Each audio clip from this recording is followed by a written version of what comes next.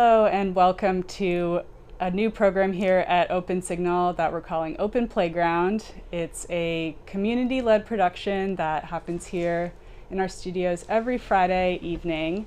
And this week on the show we have accomplished author, maker, artist, Lynette Yetter. Lynette is recently, I think, a PEN Award finalist. That's right. Has a few different books out that we're going to discuss. And yeah, let's start there. How did you first get into writing and transcribing? Well, my first published piece, I was 6 years old, and Oh it was my a God. poem about a hamburger. I love that. Yeah, and the local newspaper where I lived had a children's corner called Uncle Len's Corner that each week would publish a drawing, children's art, or poetry. And so that not only inspired me to write, but seeing it published just made me really thrilled about getting my words out there, especially when I was experiencing things that were completely new to me that I had been totally unprepared for by my upbringing, such as when I started living in Latin America and seeing another side of the U.S. that wasn't in any history book in school. Yeah, I was wondering about that actually. We were chatting a bit before the show about your time in Bolivia. And I was wondering how you ended up there, what your connection is to that place, because it sounds like you've spent a lot of time there. Yeah, I'm actually a permanent resident of Bolivia. Yeah. And what drew me to Bolivia was the sound of the panpipes. Sometimes maybe at Saturday market there'll be like an Andean band playing panpipes and charango, and that was my mom had come to visit me in San Francisco, so I took her to the tourist spots, and we go to San Francisco to Fisherman's Wharf, and there was an Andean band, and with mics and speakers, and when the panpipe was like row, row, row, row, row, and it just pouring out over the bay and washing us with that sound, it resonated.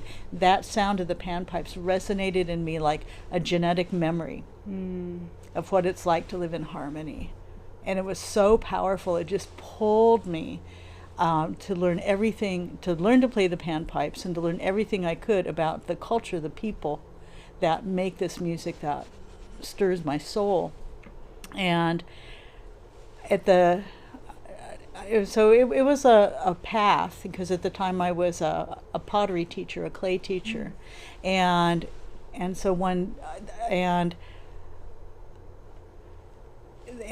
about that time that I first heard the panpipes, I also took a trip on the Green Tortoise, this alternative hippie bus. It started like in the late 60s or something, and they're still going, and alternative, they call it adventure tours now. And I took the Green Tortoise to the tippity tip of Baja to see the total eclipse of the sun, July 11th, 1991. And that was my first time in Latin America beyond like Tijuana and Ensenada, where once we were past that, the U.S. vibe just, washed away. And I even just, when we'd stop for gas, and I'm, at some little way station seemingly in the middle of nowhere, the vibe I felt with even the briefest of interactions with people living in Mexico I was like, there's a soul here. There's a heart and soul that I don't sense, that I've never sensed before, just, driving down the road, stopping at a gas station. And that's about that same time I heard the panpipes for the first time, and I encountered a group called Potters for Peace that has been doing solidarity work in Nicaragua through the 1980s during the Sandinista Contra War, working potter to potter in solidarity, because the potters are the poorest of the poor in Nicaragua. And I became acquainted with Potters for Peace in 93, and started spending a lot of time in Nicaragua doing volunteer projects with with Potters for Peace, and favorite was a cultural exchange, living with a family of women potters in the roadless mountains near the Honduran border. And it during that time, the same time my father died. Mm-hmm. And after I was with him in his last moments, mm-hmm. and then went, I was invited by Potters for Peace to go down and start doing the volunteer projects, first to live with the family I mentioned.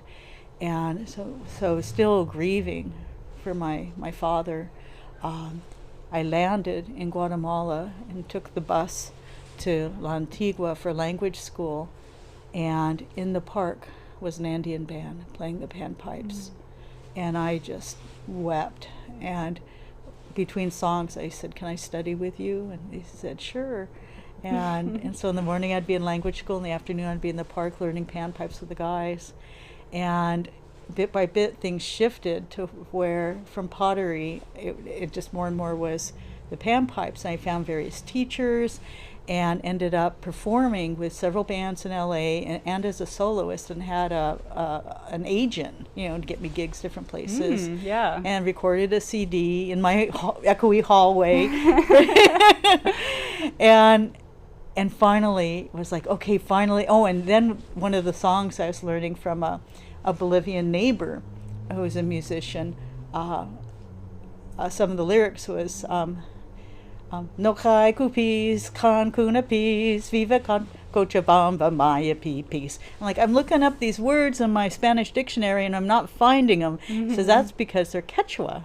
And that was the first time I heard that. So what's Quechua? The language of the Inca. And so I searched online. This is mid-ish, late-ish 90s, about trying to find a Quechua dictionary, and at that time I couldn't find one, but oh, wow. I found a Quechua class at UCLA, and I was living in LA, and I was able then to take the 2-year Quechua class there, so I could know what the lyrics were and learn more about the culture that makes this music. And I was blown away, like how each language has its own world vision, and they call it the Andean cosmovision, and Quechua, it's all about community and reciprocity, and not about individuality. Mm-hmm. And in fact, in Quechua there's only one pronoun, and it has no gender. Interesting. Yeah, just singular or plural, one. And instead the verbs are can have suffixes added on and on and on to nuance. What is the action of this verb? Yeah. How is it for your own benefit? Is it for that person's benefit? Is it for all of our mutual benefit? Are you doing it with tenderness in your heart, or are you just doing it fast?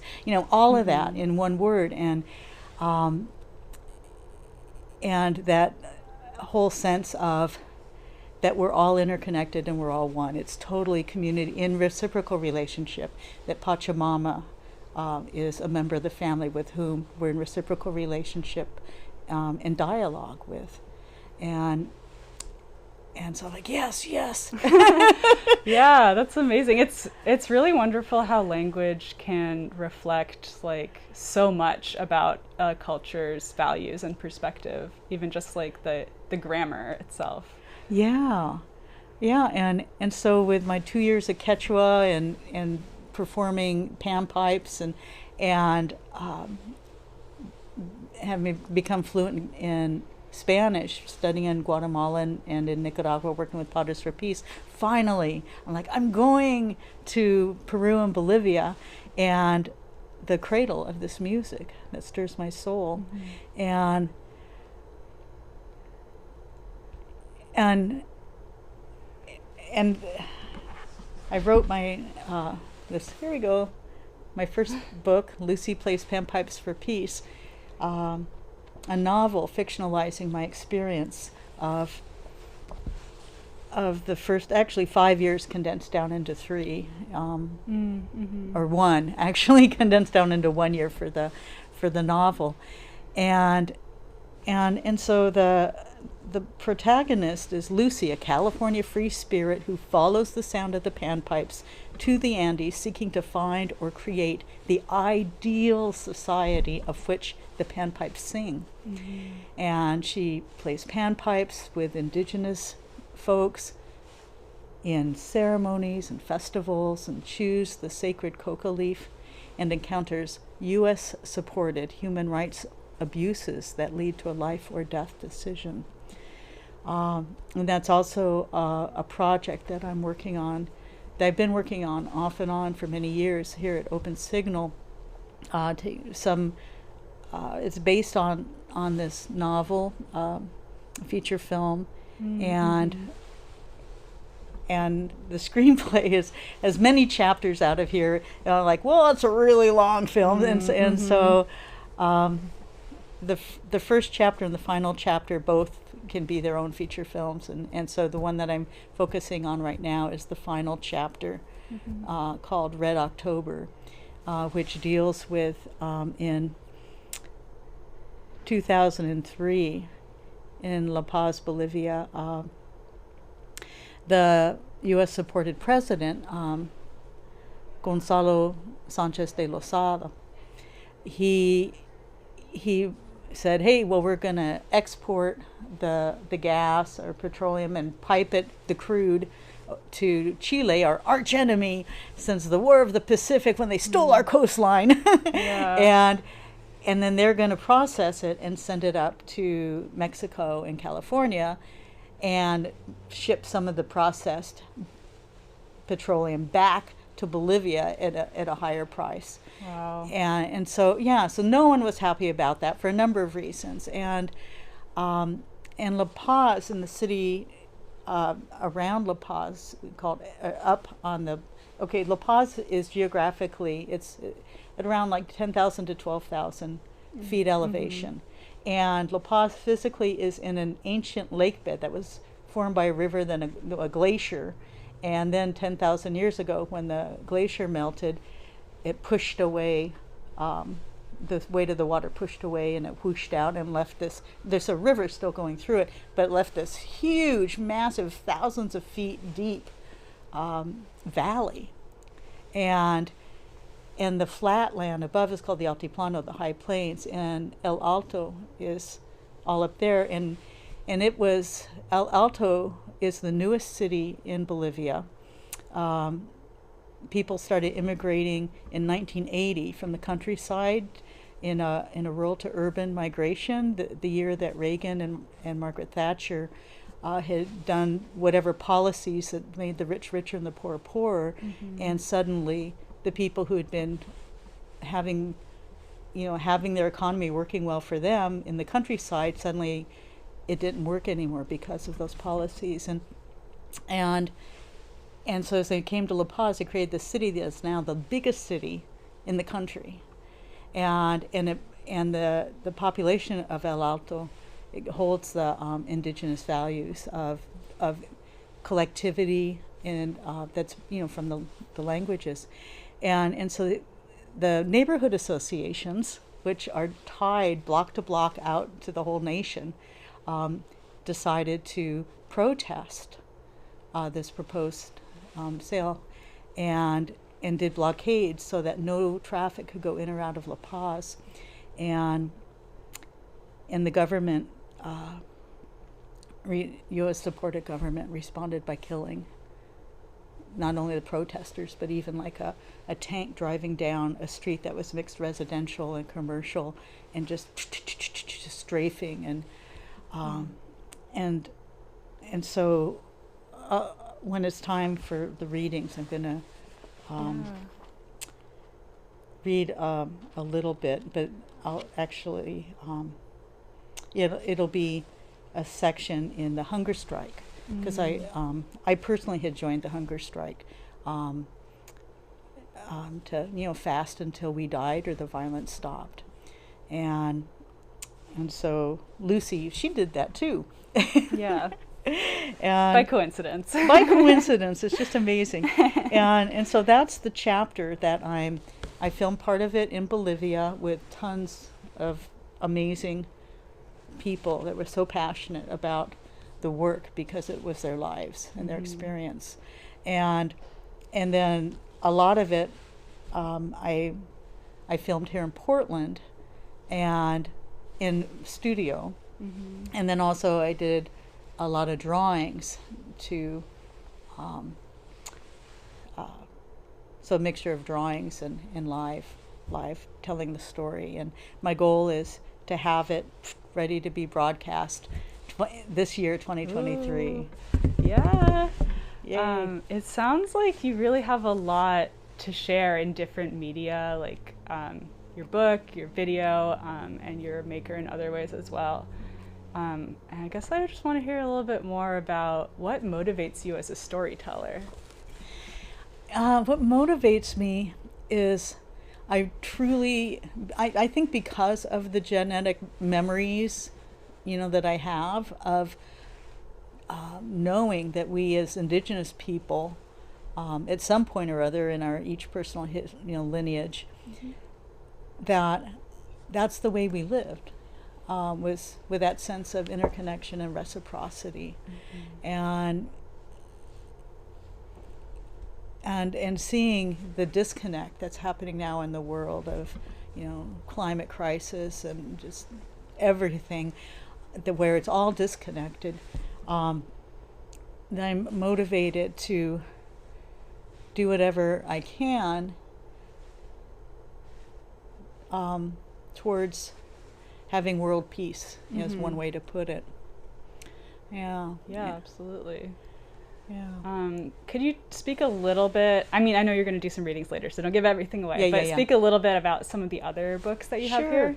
Yeah, and I'll do chronologically just real quick. So the second book that I wrote, 72 Money Saving Tips for the 99%, I wrote in Bolivia, inspired because of, over a couple year period, hearing from friends and family in California that 4 different, like friends of friends, had committed individually at different times suicide because of financial worries. And here I was living in the second poorest country in the Western Hemisphere, where I didn't hear of anyone who even knew someone who committed suicide.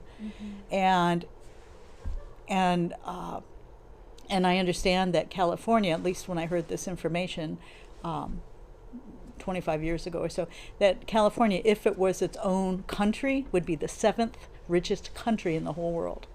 Wow. Yeah. And so I'm like, okay, so there's something that we're missing here in the U.S. on a like an inner spiritual level of and so the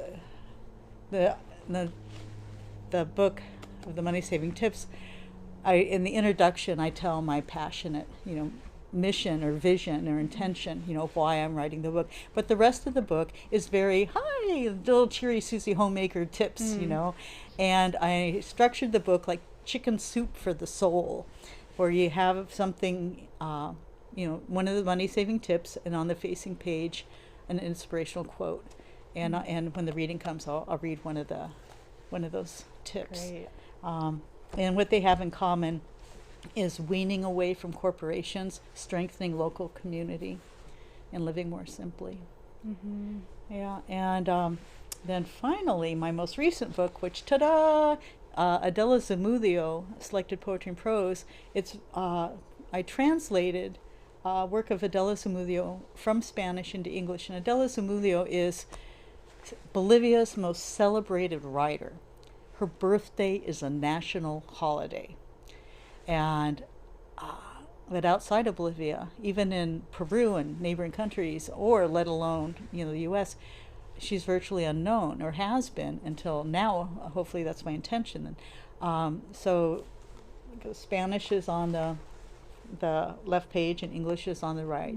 So each page is bilingual that way, facing pages. And how I learned about her was one house that I lived in La Paz. When I tell people directions how to get there, I said, "Oh, you go to Plaza della Zamudio, and you head to the river and take the steps down." And so her plaza has a monument in the center with a stone bust of her, and I would sit there on the bench facing her and just look at her like, there are so few monuments to women. Who is she? Yeah. And so I just started researching and wrote my master's thesis from Reed College, deeply analyzing her story, Yesterday's Meeting, which is in the book. That's the prose part. And I translated it and deeply analyzed it. It's an allegorical story where animals get together for a big meeting to debate the merits of progress and of behaving and acting more like man. And sometimes people would say, "Oh, sounds like George Orwell's Animal Farm." Exactly what I thought. Yeah, but he wrote it over 30 years later. Of course, of course. And so I wonder if he had read hers, because when she wrote it, it was super popular in Bolivia. It was republished and republished, and everyone was like, "Yeah." And so she's an amazing woman who experienced both privilege and poverty. She was self-taught.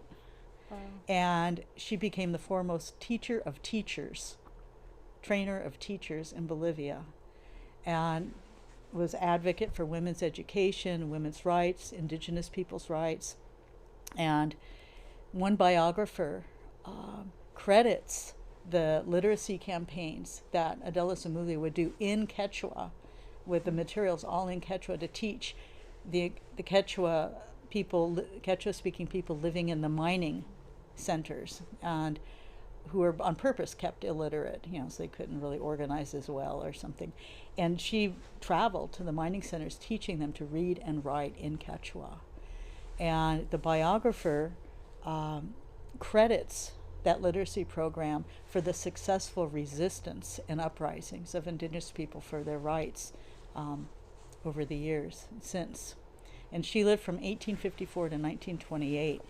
And when industrialization was really getting into full gear, and privatization of things from the U.S. and Britain and other Western countries were coming in and buying the land, the mines, and building the railroads for their benefit and their buddies who were in the Bolivian government. And she was very critical, outspoken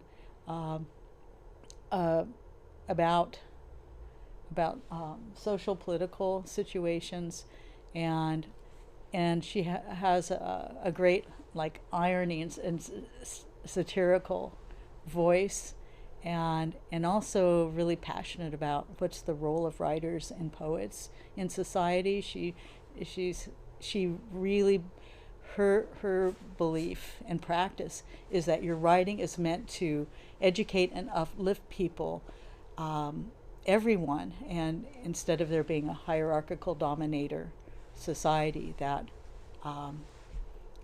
we all are equally in partnership with us, to use a term from Brianna Eisler. Yeah, it sounds like a lot of wisdom to be responsible for translating.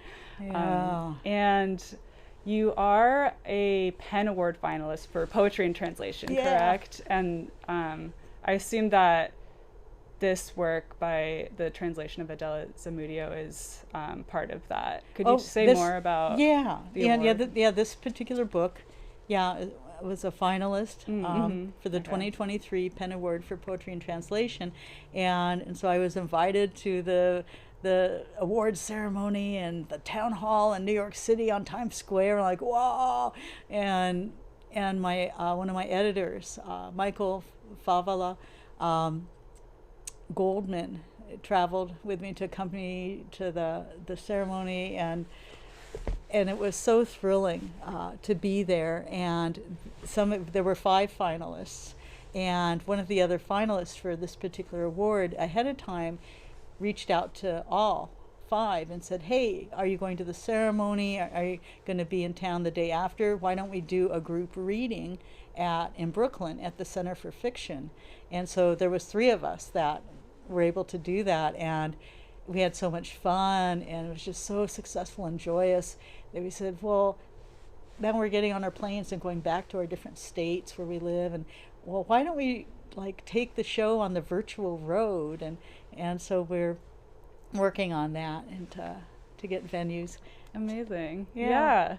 Yeah. Well, I mean, this all makes me eager to hear some excerpts from your book. So I think maybe we should take a quick break and Great. move on to hear from you. Okay. So we'll be right back.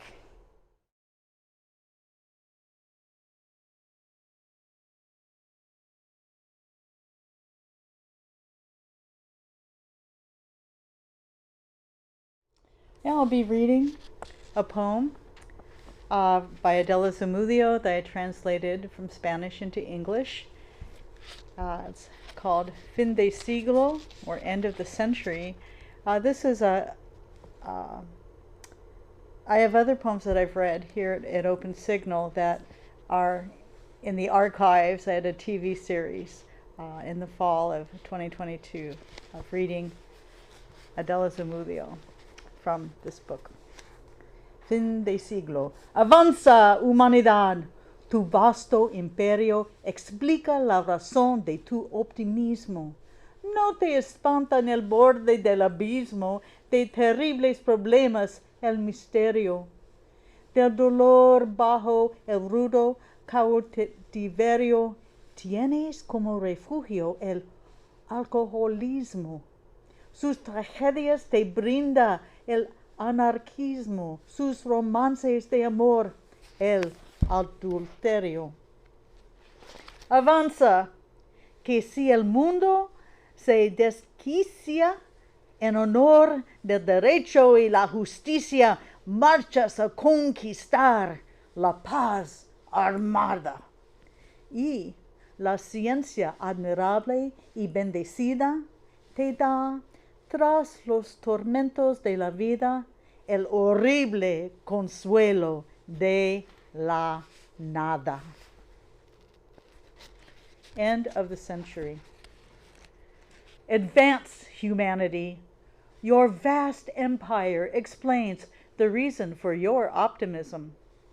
On the edge of the abyss, terrible problems, the mystery does not frighten you. To escape the pain of cruel captivity, you have addiction as a refuge. Its tragedies give you anarchy. Its romantic love, adultery. Avanza. Oh, okay. Advance. For if the world goes insane in the name of law and justice, you march to conquer. A peace armed for war. And science, admirable and blessed, gives you, after the torments of life, the horrible consolation of nothingness. Water in the sun. Some friends of mine in Puno, Peru, taught me to use wide, dark buckets to heat water in the sun. Their only water source is a hose bib in the yard. And the town only has running water for the first few hours of the day. So, first thing in the morning, they run a hose to fill up a bunch of these buckets. After sitting in the altiplano sunlight for a while, the water warms up. To bathe, dip a washcloth in the water and bathe near a bucket in the yard, or use a pitcher to pour the water over your head for washing your hair. Another friend uses 2 large, dark-colored plastic bowls for washing dishes. Both of the bowls she fills with water and sets them on a bench in the sunlight. One bowl is the wash water, and the second bowl is the rinse water. In the US, I once saw this do-it-yourself setup These folks got an old water heater, painted it all black, and put it on the roof where it bakes in the sun. And they built, with some old plywood, a flared open box for the tank to rest in on its side on the roof. In the box they also painted black, and they connected black tubes to it. Voila. Save money by using less water and heating with the warmth of Tata Inti, the sun. And the inspirational quote is by Thor Heyerdahl. Progress is man's ability to complicate simplicity.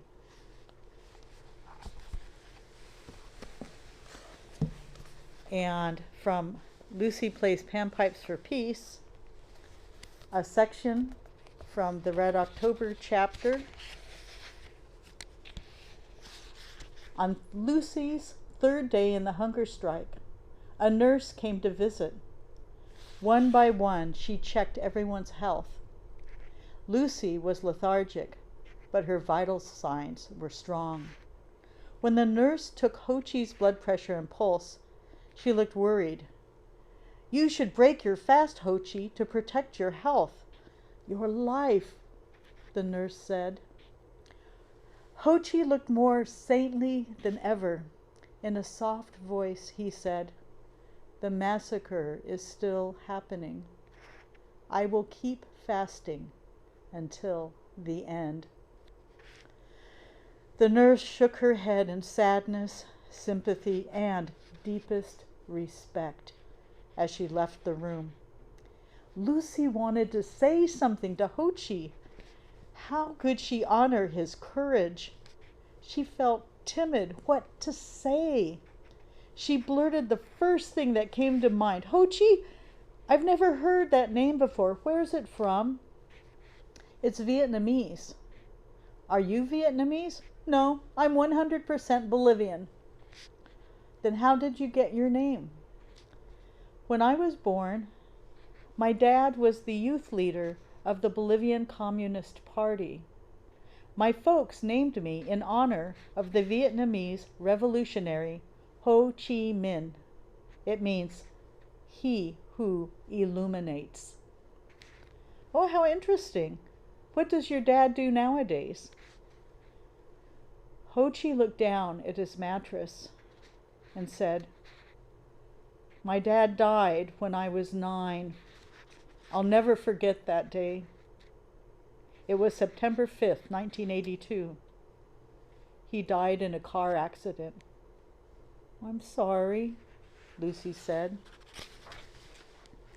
He paused as if to rest. Lucy had all the time in the world, so she waited silently to see if more words were coming. Ho-Chi closed his eyes for a couple of minutes. Then he said, "My dad was with 2 other passengers and the driver. They all knew each other and were on their way to a meeting. My dad was running for office at the time in Wanuni, the mining town where we lived." Ho-Chi sighed, shifting on the mattress, and paused to regenerate strength. "My dad had just gotten back from Chile not that long before, where he lived with Pablo Neruda for months, studying the books in his library. Well, the car went off the road and no one else was seriously hurt, but my dad died." Ho-Chi paused and swallowed. Lucy listened with the utmost sympathy, waiting for the next words. "After he died, men from the U.S. Embassy came to our house. They wore suits and ties. Their hair was cut so short I could see the wrinkles of their scalps. As I stared at the reflections on their patent leather shoes, I heard them offer to pay my mom, to pay for her and me and my 4 little brothers and sisters to move to the United States. They would pay for our college educations and everything. My mom told them that she didn't want anything to do with the United States. They went away. Ho-Chi looked at Lucy. Tears spilled down her cheeks. Why are you crying? You didn't do it. Ho-Chi continued. A few days later, the driver of the car came to our house. He was trembling and stuttering. He only said a few words. He said, "I'm sorry. I didn't want to do it." Then he left. Ho-Chi paused, then said, "I miss my dad. There's so many things I want to ask him about life." Ho-Chi looked into Lucy's eyes. Together they silently grieved. Meanwhile, Dora, in the hunger strike, listened to the radio on her earbud and shouted. She was listening to the news. She shouted a headline, "There's over 500 hunger strikers. Even in Argentina, they're striking with us." Murmurs of approval. The hunger strikers rested on their mattresses. We were conserving our dwindling strength. Lynette, thank you so much for reading those books for us and for joining us in the studio today. It's been a pleasure to talk to you. Thank you, Miranda. It's been such a pleasure. Thank you for watching Open Playground, which records here at Open Signal every Friday from 4 to 8 p.m. If you want to get involved, please call us at 503-288-1515. Thanks for watching.